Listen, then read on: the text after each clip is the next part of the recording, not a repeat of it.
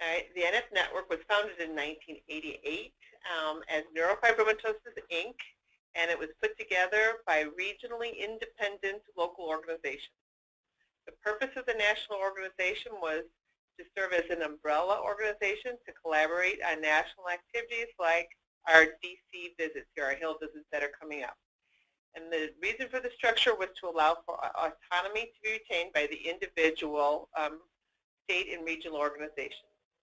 And the mission of the NF Network is to find treatments and a cure for neurofibromatosis by promoting scientific research, improving clinical care, providing outreach through education and awareness while offering hope and the support to those affected by NF. So the NF Network is leading in NF advocacy and building NF community. And we're funded on those three pillars. We're by promoting research. Some of that is through our advocacy work that we're going to be doing here in just a couple of weeks. Building community, educational meetings, support meetings, the different activities that we do during the course of the year, and then funding our mission with the different events that we have, including our walk program. And this is what we look like. This is the NF Network, and these are our member organizations, and you can see the areas that they service there. And then the NF Network, the national organization, services individuals who aren't represented by the local organizations just yet. And I'm going to go through these slides kind of quick. I just want some of you who aren't familiar with what some of these groups do, so you'll be able to see some of the activity. This is the NF Northeast, and you can see they serve Connecticut, Massachusetts, Maine, New Hampshire, New York, Vermont, and Rhode Island. NF Central Plains, and they service Kansas, Nebraska, Colorado, and Oklahoma. NF California serves California because that's such a big state. NF Arizona, serving Arizona, New Mexico, Utah, and Wyoming. Michigan, they service Michigan and Ohio. Washington State NF, servicing Washington State, and we have a new group now, NF North Central, and they are servicing Minnesota, Wisconsin, and some of the upper states as well. And what do we do now when we come together? So it's our advocacy program. We're a grassroots advocacy program, and we're promoting research for neurofibromatosis. We started this program in 1996 and are very proud to say that we've successfully advocated for over $300 million for the Army's NF research program and for inclusion of NF research language at NIH. And you'll learn a little bit more about both of those two things in just a minute. And last year we had 53 dedicated and passionate NF advocates, and we did 200 meetings, and that's in just 2 days. And there were 33 different states represented. This year there'll be 70 of us all together on the Hill, and I'm sure Katie's busy making appointments for us now. We'll probably be hitting very close to that same number or more. And now I'd like to introduce to you someone whom with this advocacy work just would not be possible without her. It's Katie Van Landingham, and she's with the Van Squag Associations, and she takes very good care of us in advising us on our efforts when we go out there to DC. Welcome, Katie. Thank you. Katie's going to go ahead and explain to you now a little bit about the research program. Okay, great. Thank you all for joining us tonight. So first of all, I'd like to talk about a little bit about how NF research is funded. So there are several institutes at the National Institutes of Health that do NF research, and also through the Department of Defense. Next slide.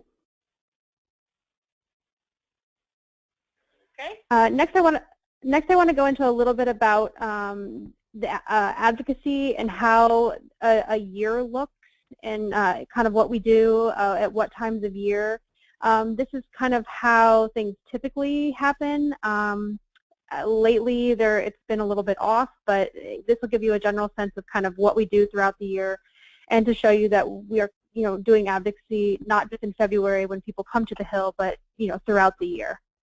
So first, as I mentioned before, there are two programs. There's the Army Research NF Research Program that is funded through the Defense Appropriations Bill, And then there's the research at the National Institutes of Health, and we advocate for some report language within the Labor, Health, and Human Services Appropriations Bill. In January, we typically discuss what our funding request is going to be for the fiscal year. And then in February, you all come to the Hill, visit with House and Senate offices, identify congressional support for letters that we're doing and champions of this research. And we're educating Congress about NF and the Army's research program and justify the amount that we're requesting. In February and March, we start grassroots. There's letter, email, phone, congressional appeal, and we circulate what we call a Dear Colleague letter, which I will get into a little bit later, which is directed to both the Labor, Health, and Human Services and the Defense Appropriations Subcommittee, asking for our request. Typically around April, we work on testimony to justify our request and explain the programs and submit that to the appropriations subcommittees. And we continue the grassroots education through letters and email and phone calls. Typically in the summertime, usually June or July, the various committees will start what they call marking up their legislation and writing their bills. So usually that's when we find out what the committees have put in the bill for the DoD's NF research program, and we see what report language we've been successfully able to secure. And then in September, October, supposed to be September, October, it's lately happened more like December, or this year it hasn't happened yet. But they do a conference, what they call a conference between the House and the Senate, where the two sides meet to resolve the differences between the two funding bills, the House and the Senate, and come up with a funding level and then send the bill to the President. Usually around that time, we also do some sort of second grassroots push to just to secure the support and to make sure that we hold our final number throughout the conference process. Next slide. Okay. So I've mentioned that we advocate for funding through the Defense Appropriations Bill and also through the Labor, Health, and Human Services Appropriations Bill. And for the Defense Bill, we are supporting the Army's NF research program. It's the NF research program is one of what they call the Department of Defense's congressionally directed medical research program. And that just means that Congress decides. It's not something that's decided by the President. It's not in the President's budget, but these are congressionally directed funds to these programs. Next slide. Okay. So I mentioned before the Dear Colleague letter. So I want to explain a little bit about what a Dear Colleague letter is. So this is one of the tools that we use to advocate, to let the committees know that there is congressional support for this program. So it's in order to show support for the NF program, we send letters. Members of Congress send letters, actually, to the Defense and Labor, Health, and Human Services Appropriations Subcommittee each year. And so the sponsors of the letter in the Senate is Senator Ed Markey from Massachusetts, and in the House, it's Representative Luis Gutierrez, who's been a longtime supporter and lead for our letter. And this year, new in FY18, we've got a Republican from Wisconsin who's agreed to be the Republican lead on the letter. So these members will send, so the goal is to get as many members of Congress to sign these letters as possible to show the subcommittees that there's support for the programs. So these members will send what they call a Dear Colleague letter to their colleagues in the House and Senate and asking them to support the funding requests that we have. And so our goal is to get as many people to sign on as possible, and that's where the grassroots support comes in, and where we ask you to contact your members to help secure that support. Next slide. Hold on, Katie. There we go. So as you can see here, for fiscal year 2017, which is the fiscal year that actually ended September 30th, we are currently under what they call a continuing resolution, so the FY17 funding actually hasn't been resolved yet. But as you can see on the House letter last February and March, we ended up securing 121 signatures from the House, which was the highest number that we had ever had. And you can see the list here. It's in alphabetical order. And this will also be information that we will give to you when you come to DC, and I've got it in a form where you can sort it by last name or by state or by party or however you'd like to sort it. So you can see if a member you're going to visit has signed on in the past. Next slide. You'll see the Senate signers. There were 12 people who signed the letter last year. We typically, obviously there's only 100 senators, so we don't get as many people to sign, but this was a very good showing for us for last year as well. Next slide.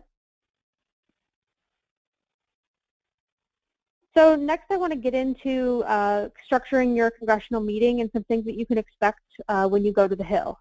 So when you go into an office, you want to make sure that you cover, you may only have a short amount of time, so you want to make sure that you cover certain things in your meeting. Can you go back a second? Sure.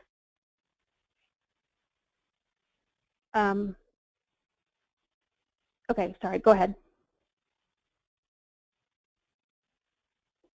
Okay. So first you want to make sure that you introduce yourself, thank them for meeting with you, let them know your name, where you're from, that you're representing the NF Network Patient Advocacy Organization.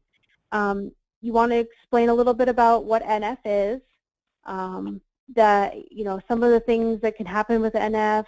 There's currently no way to predict where or how, where or when tumors will grow. Next slide. And then you also want to explain, make sure that you explain your personal story. You want to make this personal. You want to let them know how this funding is going to help you personally. This program is funded by the Department of Defense, and one of the most important things is that we need to show that there is a military benefit to this research. There's been some controversy in the past about DoD doing medical research, and it's very important to be able to show that the research can benefit the military. So one of the things that you will need to cover is the military benefit of this research, and we'll have a page that Kim will go over later that will have research highlighted and show how this research can benefit the military. And then you also want to make sure that you highlight how NF impacts the state or district of the person that you're visiting. The amount of research funding that's going to institutions located in that state or that district, and I've got a breakout of that, so that will be given to you, so you can see how much over the lifetime of the program has gone to each state. Talk about the families affected in that area. Some people will bring letters and deliver those letters to show that there's constituents. If you're not specifically from that district, you want to make sure that they see that connection. Next slide.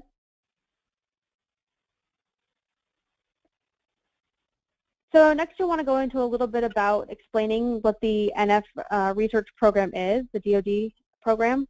It was established in 1996. It's one of the congressionally directed medical research programs. Make sure you highlight that it's a very efficiently run program. It offers awards through a competitive peer-reviewed process, and it fills gaps in ongoing research, complementing initiatives that are sponsored by places such as the National Institutes of Health. You can talk about the Clinical Trials Consortium. There'll be some information in the packets for you to leave to show where the consortium sites are. That'll be specific, important for states, especially that have one, so you can point out the amount of the money that's going there. And talk about how this is a program that does clinical trials and results are coming out of it. Next slide.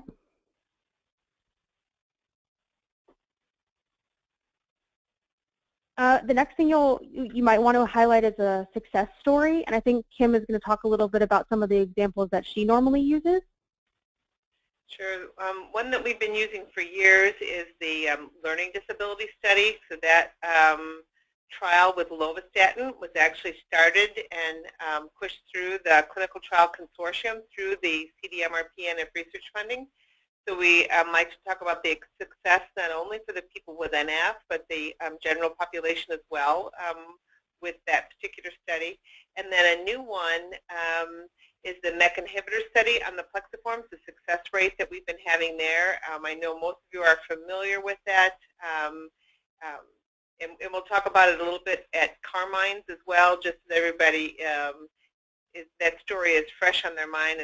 We're definitely having some successes with this program, and we want to make sure that we tell the congressmen thank you for their funding that they've helped us with in the past. We are seeing some great successes from that program, and we're asking them to continue it so we can actually get to the finish line. And then the next thing you'll want to point out is that, you know, a lot of people, if there is that some people that are skeptical of DoD doing medical research feel that the NIH is the place to do research. So, and they also want to make sure that there is no just overlap in the research that's being done. So one thing that we really like to point out is the fact that the NIH research complements the NFRP research, and that they work together to make sure that that is the case, and also you know, that it builds upon each other, the research. So that we can talk a little bit more about that before you go to the Hill, but that's definitely, and that's one thing that the Nava Bora from the Army will be speaking to us Monday morning before you head to the Hill, and he can speak to that as well. Next slide.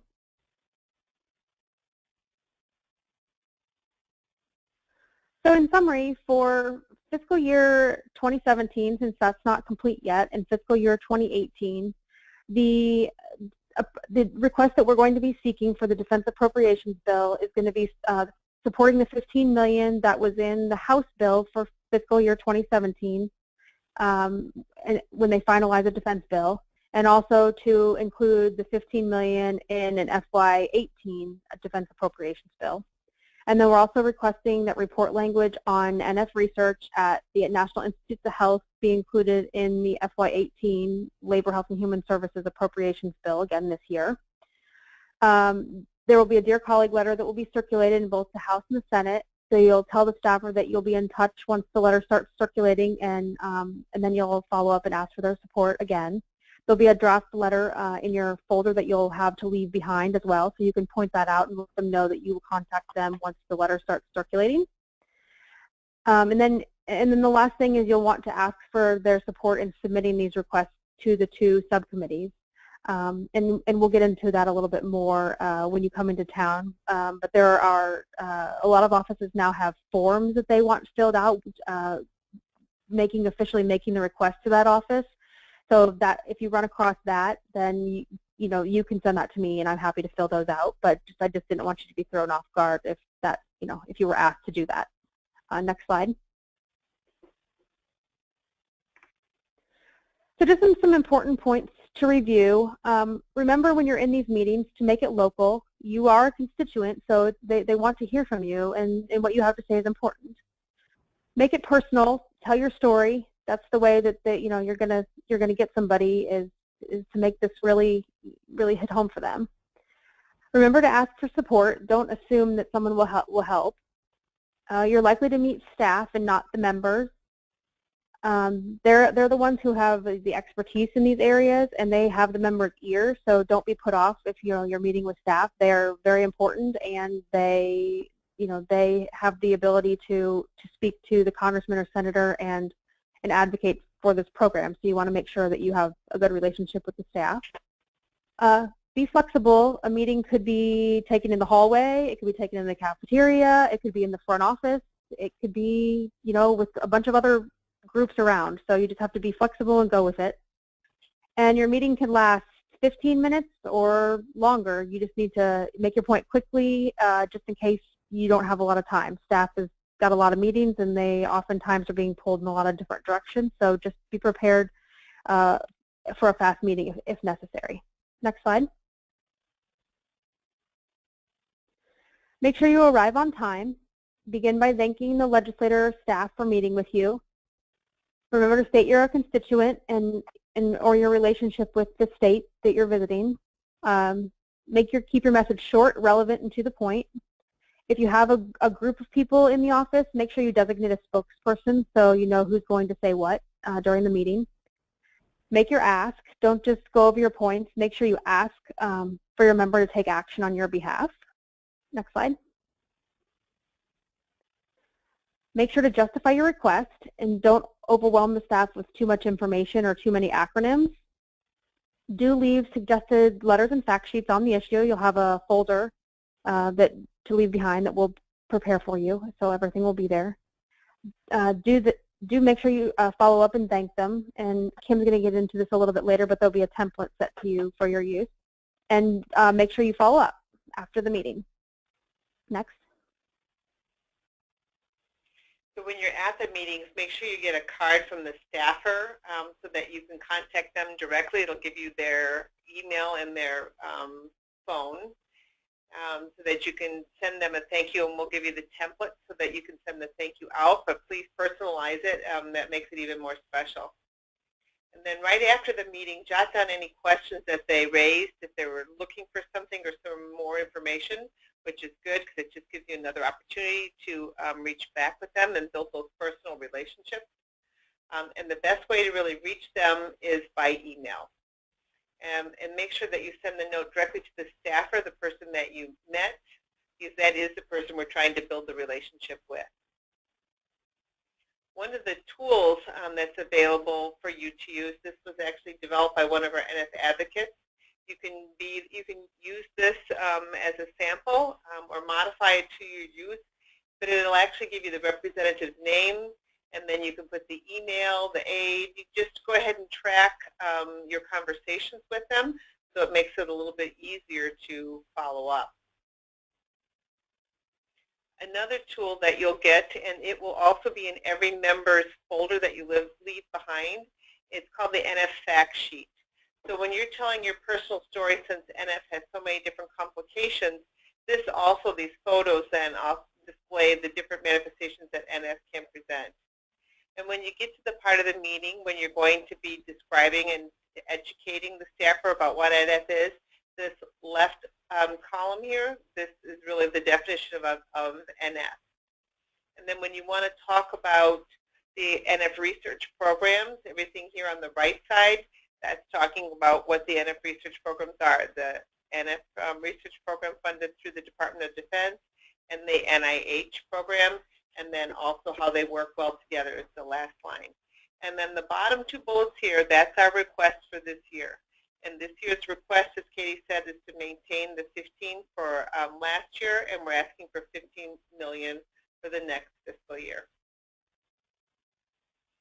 Then the military benefit sheet that we had talked about a little bit earlier, it's really talking about how NF research that's already been done, that's been funded through the congressionally directed medical research program, how does that stand to benefit people in the military? So some of the areas that NF research hits on is bone repair, muscle weakness, pain management, our psychosocial disabilities, our learning disabilities, autism falls in there, our vascular disease, and wound healing. So by the end of this week, you'll have the new military benefit sheet, and the new fact sheet will come to you on Friday by email for you to be able to review so that you'll be ready for the trip. One of the things we wanted to do is have a way to educate our advocates. This doesn't really have to do with being on the Hill, but we're asking everybody to do this work, and we want everyone to know, after you've done all this advocacy work, what was the end result of that work? So we publish 3 times a year on what we call the Network Edge. And if you go through there, you'll be able to see them and see the work that's come out of the CDMRP and NIH. And they're on our website for you to use, and also you can point to other NF advocates that may be helping you, family and friends, people in your area, so that you can show them the work that's done as a result of their advocacy efforts. So once we've gone to the Hill, we've followed up with our thank you letters, the Dear Colleague letter is launched, Katie will let me know that it's out there, and now we're going to try to get as many people as we can to contact their representatives' offices to make sure that we get those signatures on the Dear Colleague letter that goes to the committee. So you'll get an email blast from us, and it'll look something like this one here. And you'll click on here where the capital bill says Learn More. Then it takes you over here, and it'll have this year's letter in here is the one that will go to the House, the one that will go to the Senate, and then on the very bottom right here will be where you put your information in, and you hit send, and then that way your House representative and your senator have both gotten the information. And Kim, I wanted to throw in there that you have the ability to edit this text if you would like to personalize the letter, and I encourage you to add something, a personal story or something in there, to make it a little bit more connected to their state. And then I thought I would just go over a little bit of the schedule. On Sunday, when you check into the Capitol Hill Hotel, you can pick up your folders, those drop-off folders, and then folders for meetings in the lobby between 4 and 5:30. We'll have them there for you.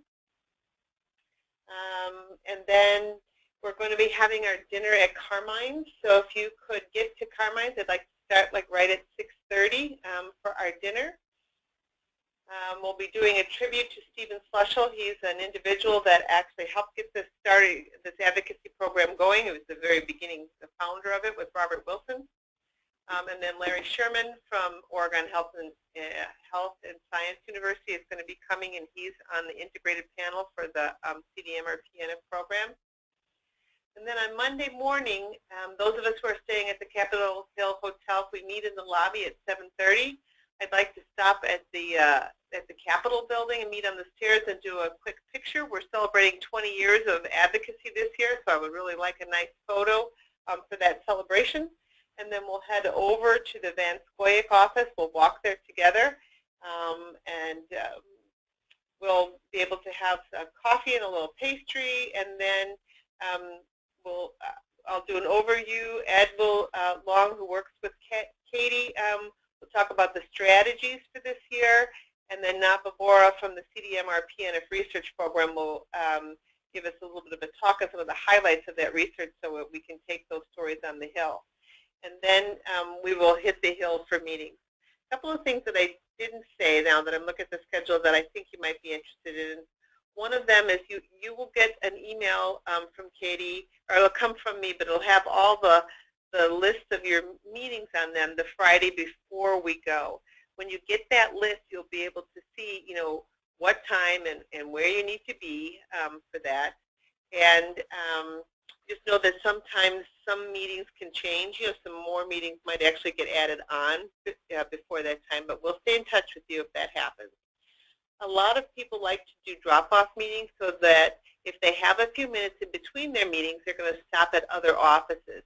So we do have drop-off folders available for you. So if you're from the state of California and we have meetings in many of the states, or in many of the representatives' offices, but for the ones that we don't have, you can stop at the offices and just drop in and say, could I speak to someone about the neurofibromatosis program, which is funded through the Department of Defense, and a health aide may come out and speak to you. Also, a health aide will be able to talk to you about the committee language that we are asking for the National Institutes of Health, and that's through the Labor, Health, and Human Services. So sometimes you can just drop by an office, and if you get really lucky, the staffer's in there and they can meet with you, and sometimes it's in the hall, and you can explain and get just as good of a meeting that way. And we've even had people sign on with that informal of a way. Other times, you can't meet with the staffer, and you just have to leave the folder there. Go ahead, Katie. I was going to say also, make sure if that's the case, you might ask who handles defense issues and who handles health issues for the office and ask for a business card. That way you can leave the folder, but then you can also follow up later with the correct staffer. Yep, perfect. So I think those are the couple of things that I wanted to tell you, that you're going to get the list of meetings and a little bit about what a drop-off meeting is. So I want to throw it. Oh, I'm sorry. I wanted to throw in there too about the folders that you, when you pick up your folders, a lot of people want to get them ahead of time because they bring individual stories or individual letters or something from their state, and they like to stick them in ahead of time. So just know that you will have them ahead of time. So if you have something you want to stick in the folder, you will have that opportunity. And then if you have a question now and you would like to ask a question, oh, I see one is typed here, but and I'll read that and let you answer that, Katie, here in just a minute, if I can get it up in there.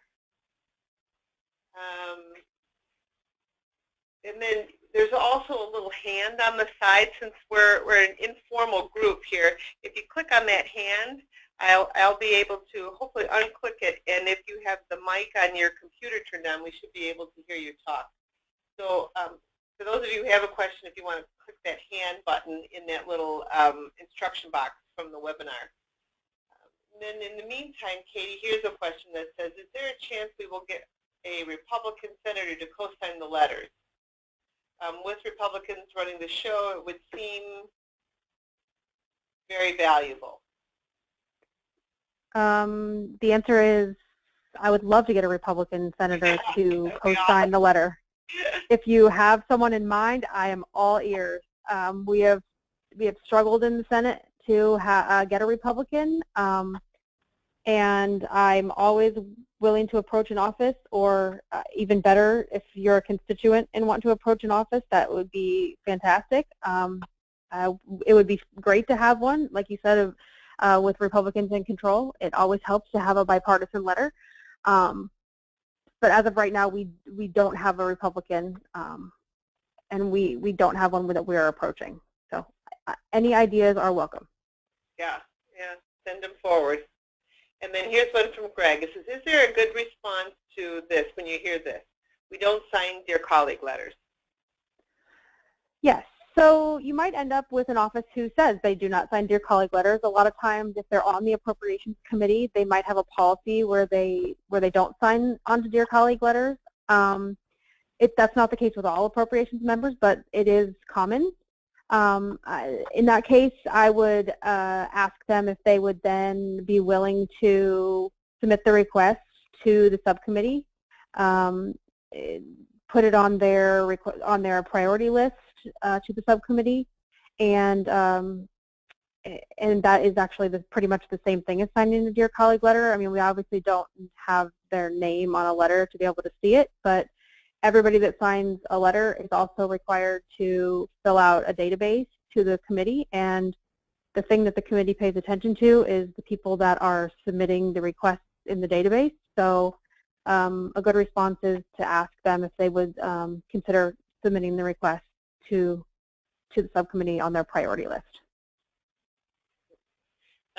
This one here I can answer. This one's from Barbara. She looked on that fact sheet. The fact sheet in the presentation tonight, Barbara, was from last year, and that's why it had the 18 million on it, because that's what the request was. But we got marked up in the House for 15, so we're asking for the level funding from last year, the 15, and then for next fiscal year, for 2018, we're asking for 15 again. So no, we are not going back to 18. We're staying at 15. And this one is, hi, this is Emmanuel. Will transportation be coordinated for Hill visits from Vanscoy? So Kitty, can you explain a little bit about how people negotiate the city who haven't been there before? Sure. So our offices are actually pretty much at the base of the Capitol. So we're located on the Senate side, about maybe 2 blocks from one of the Senate office buildings. So I will provide a map in your binder that you'll get that when you come with your schedule and everything. And I think everybody who hasn't been previously is going to be paired up with a mentor or somebody who has been to DC before, so and knows their way around. But we're happy to point you in the right direction. All of the Senate buildings are on one side of the Capitol. All the House buildings are on the other. Does that answer your question? Yeah, we'll be walking. Yep. I think. Yeah, mostly walking, taking taxis. Yep. Emmanuel, it looks like you're on the phone. I'm going to try to unmute you. Emmanuel, are you there? Can you hear us? Can we hear you? Excuse me. Yeah, this is Emmanuel Mattis. This has been super informative. I'm pretty pumped to be supporting the advocacy group this year. I've got prior work-related experience on the Hill at the Hart and the Russell building, et cetera. And so everything that you all described is, tracks with my meetings there. Is there a template? I know you said there is, that for PowerPoint briefings with the NF Advocacy logo, that we can add like our bullet points. Typically when we've briefed congressional staffers or congressmen, we basically go in and it's just like you said, you plan for about 5 to 10 minutes, you make your points up front, and then you do your ask and you provide a lead behind. And so is part of the package kind of a soft copy version of a PowerPoint deck that each of us will modify, with our own personal story, et cetera, or what? So this is Kim, Emmanuel. So I think we don't use a PowerPoint deck, but like those documents that I showed you, those are in Leave Behind folders along with like copies of the Dear Colleague letter that we're asking the congressman to send to the committee for support. That's all in like a Leave Behind folder that does have the logo on it, on some of the paperwork that's inside there. And then is that what you're looking for? Like what's the Leave Behind? That's perfect. And typically within there are like some talking points, right, that help each one of whoever the designated briefer will be to kind of remember the key points, so they don't get flustered or confused. So that go ahead. So that NF fact sheet has some, but we could put something else together, like that outline that we had up there earlier, just to kind of keep people on track. Is that more like what you're looking at if I move this back a few slides? I mean, we don't typically have anything. We don't typically have anything in the Leave Behind folder, but we have in the past done something sort of like how to structure your meeting, and given, we can do that. Some talking points. Yeah, that's fine. Yeah, I appreciate that. I don't want to deviate from whatever the established procedure is. Just asking. That's all. Well, we'd be glad to do it. Okay. Okay, great. Thank you. We're glad that you're able to come with us.